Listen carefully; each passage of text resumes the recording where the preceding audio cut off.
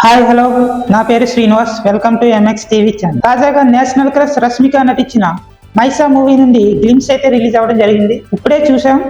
Glimpse అయితే చాలా కొత్తగా ఉంది. అయితే గ్లిమ్స్ అయితే ఒక రేంజ్ లో ఉంది.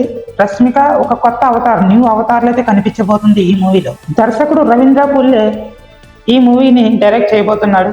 ఇంకా గ్లిమ్స్ ఎలా ఉందంటే, రష్మిక మందన్న ఒక పవర్ఫుల్ క్యారెక్టర్ లో అయితే ఉంది.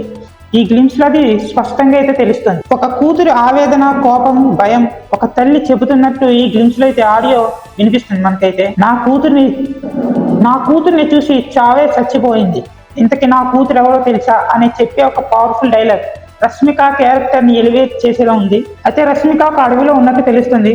తన మీదకి ఎవరు దాడి చేస్తున్నట్లు. చుట్టూ చూస్తే ప్రాంతం ఏమీ లేవు. ఒక రాక్షసుల మధ్య అయితే రష్మిక ఉన్నట్టు తెలుస్తుంది. అయితే రష్మికను ఎవరో కొడుతున్నట్టు, ఎవరో కొట్టినట్టు, ఒళ్ళంతా రక్తంతో ఒక భయంకరమైన పవర్ఫుల్ పాత్రలు అయితే ఉంది. ఇక గ్లిమ్స్ చివర్లో రష్మిక అరిచిన గర్జన ఏదైతే ఉందో అది గూస్ బంప్స్ వచ్చినాయి నిజంగా. లేడీ క్యారెక్టర్స్ లో one of the best role చేయబోతుంది రష్మిక.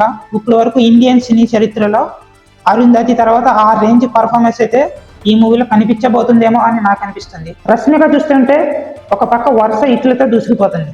యానిమల్, పుష్ప, చావా, ఇంకా ది గర్ల్ ఫ్రెండ్ మూవీ, ఇలా వరుస బ్లాక్ బస్టర్స్ అయితే కొడుతుంది. ఈ మూవీ కూడా ఒక రేంజ్ అయితే వెళ్ళబోతుంది.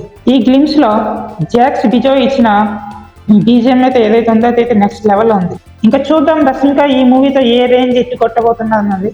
అయితే గ్లిమ్స్ ఎలా ఉందో మీరు నాతో పంచుకోండి కామెంట్ సెక్షన్ లో.